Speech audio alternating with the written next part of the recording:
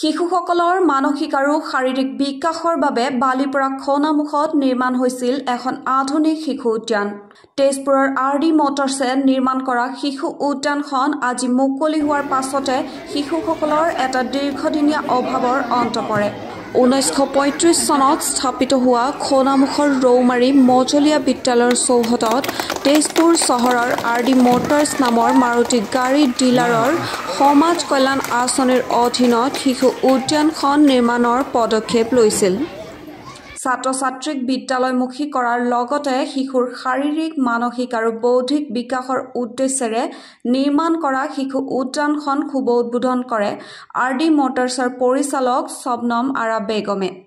ইফালে শুভ উদ্বোধনী অনুষ্ঠানটিত আৰ.ডি. মটৰ্ছৰ event manager Amit Boro, sales manager Priyanka Dutta, সমাজকৰ্মী কেশৱ উপাধ্যায়, মানসিং কাটৱালৰ লগতে বিদ্যালয়খনৰ প্ৰধান শিক্ষক উমাকান্ত চেত্ৰী, শিক্ষক কৰ্মচাৰী, ছাত্ৰ-ছাত্ৰীসকল উপস্থিত থাকে।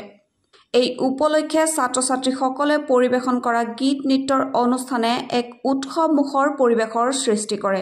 আৰু উপস্থিত সুধীবৃন্দ সকলোকে মই আৰ.ডি. মটৰ্ছৰ পৰা শুভেচ্ছা জনাইছোঁ প্ৰথমতে।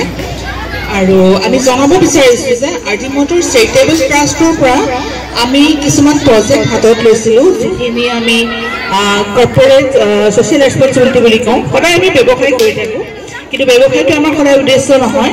তাৰে ভিতৰতো আমি কিছুমান সমাজসেৱামূলক কাম কৰিব বিচাৰোঁ, যাৰ ফলত শিশুৰ মানসিক বিকাশ সাধন হয়, যাৰ ফলত শাৰীৰিক বিকাশ সাধন হয়। শিক্ষকসকলৰতো সকলো প্ৰচেষ্টা আমি দেখিছোঁ। স্কুলখনত আমি সোমাই প্ৰথমতে দেখিছোঁ বৰ সুন্দৰকৈ ৰাখিছে স্কুলখন, চাৰিওফালে বৰ সুন্দৰ পৰিৱেশ এটা কৰিছে। আৰু যাৰ ফলত আমি দিবলৈ পাই অত্যন্ত সুখী হৈছোঁ যে আমি শিশুৰ খেলাৰ সামগ্ৰীসমূহ প্ৰদান কৰিছোঁ। আৰু আমি এণ্টায়াৰ শোণিতপুৰ বিশ্বনাথ ডিষ্ট্ৰিক্ট আমি সামৰি পেলাই আমি টোটেল 20খন স্কুলত আমি দিয়াৰ প্ৰকল্প লৈছোঁ। তাৰে ভিতৰত শোণিতপুৰ বিশ্বনাথ চাৰিআলি ডিষ্ট্ৰিক্টৰ ভিতৰত এখন 4 নম্বৰ স্কুলত আমি অপেনিং কৰিছোঁ। আৰু আমাৰ বিশ্বাস, আমাৰ আশা কৰিছোঁ যাতে সকলো ছাত্ৰ-ছাত্ৰী এনেকুৱা এটা খেল ধেমালি সামগ্ৰী পালে যাতে তেওঁলোকে বিদ্যালয়মুখী হয় আৰু তেওঁলোকে হয়তো অকণ শিক্ষা ব্যৱস্থাটোতো যাতে অকণ আনন্দ ফূৰ্তিৰে যদি ল'ব পাৰে, তেওঁলোকৰ মানসিক আৰু শাৰীৰিক বিকাশ সাধন নিশ্চয় হ'ব বুলি আমি ভাবিছোঁ। আৰু ইয়াৰ কাৰণে এটা জাগা দিছে, যিখিনি আমাক ঠাই দিছে প্ৰধান শিক্ষক মহোদয়ে, আমি যাতে কিবা এটা তেওঁলোকৰ প্ৰতি সহায় এটা কৰিব পাৰোঁ, তাৰ কাৰণে মই সকলোকে ধন্যবাদ জনাইছোঁ আৰু কণ শিশুসকলৰ উজ্জ্বল ভৱিষ্যত কামনা কৰিছোঁ। ধন্যবাদ। মোৰ ফালৰ পৰা আৰ.ডি. মটৰ্ছক মই অশেষ ধন্যবাদ জ্ঞাপন কৰিব বিচাৰিছোঁ। আৰু আৰ.ডি. মটৰ্ছে যিটো বেপাৰ বাণিজ্য কৰি আছে সেইটো নহয়, তেখেতসকলে যে আজি ছ'চিয়েল ৱাৰ্ক হিচাপে যে তেখেতসকলে যি আঁচনি লৈছে, এই আঁচনিটো খুব ধুনীয়া এখন আঁচনি লৈছে। যদি এই আঁচনি অৱগত আগৰ দিনলৈকে যে এনেকুৱা চলাই থাকিলে ল'ৰা ছোৱালীৰ খুব মানসিক ভাষা ইত্যাদিৰ বিকাশ হ'ব বুলি মোৰ এটা বৰ আশা হৈছে। গতিকে মোৰ স্কুলতে মই প্ৰমাণ পাইছোঁ যে ল'ৰা ছোৱালী যিবিলাক ল'ৰা ছোৱালী আজিলৈকে স্কুলমুখী হ'ব বিচৰা নাছিল, সেইখিনি ল'ৰা ছোৱালী আজি মোৰ স্কুলত যথেষ্ট পৰিমাণে স্কুলমুখী হ'ব বিচাৰিছে বা আহি আছে।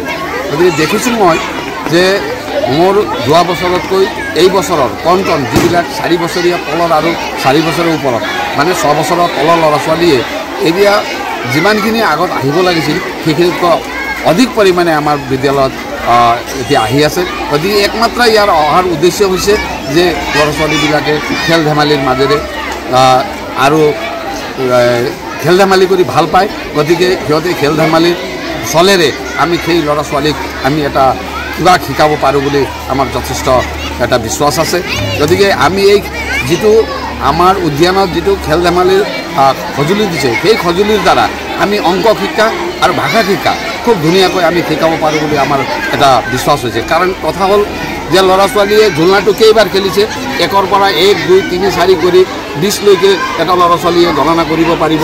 আৰু ভাষাটো বিভিন্ন ভাষা ভাষীৰ ল'ৰা ছোৱালী আহে। গতিকে তোৰ আগত মোৰ আগত এনেকুৱা খেলা যিটো খেল ধৰণৰ কিবা ভাষা এটা তেখেতসকলৰ মাধ্যম এটা ভাষাৰ এটা মাধ্যম হৈ পৰিব।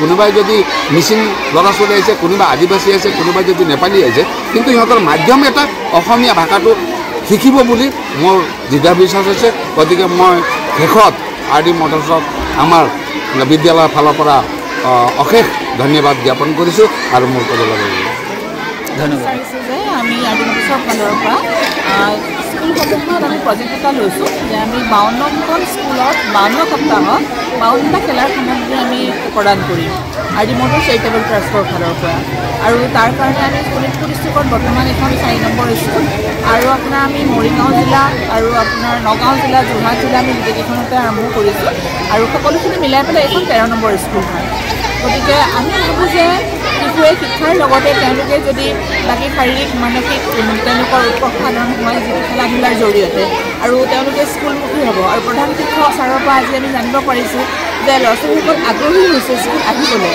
তেওঁলোকে কাৰণ কণ শিশুহঁতে ঘৰ এৰি পেলাই মাকৰ বুকুচাৰ পৰা স্কুললৈ আহিবলৈ প্ৰথমতে নোখোজে গতিকে সেইটো আমি পদক্ষেপ লৈ চাইছোঁ যাতে তেওঁলোকে স্কুলমুখী হয় পঢ়া শুনা যাতে ভালকৈ কৰে সকলো তেওঁলোকৰ স্কুলখনতো চাইছোঁ তেওঁলোকৰ ছাৰসকলে বহুত প্ৰচেষ্টা কৰিছে ইয়াত বহুত সুন্দৰকৈ ৰাখিছে স্কুলখন ভাল লাগিছে আমাৰ দেখি পেলাই আৰু আমি আশা ৰাখিছোঁ আমি এই প্ৰজেক্টটো হাতত লৈছোঁ আমি এইটো বছৰৰ কাৰণে নেক্সট ইয়েৰ হয়তো আমি বেলেগ ধৰণৰ আৰু কিছুমান আমি প্ৰজেক্ট হাতত ল'ম আৰু যিখিনি কণ ল'ৰা ছোৱালীসকলৰ মুখত হাঁহি দেখিছোঁ ফূৰ্তি দেখিছোঁ সেইটোৱে আমাৰ কাৰণে এটা আনন্দৰ কথা ধন্যবাদ news desk news wide Assam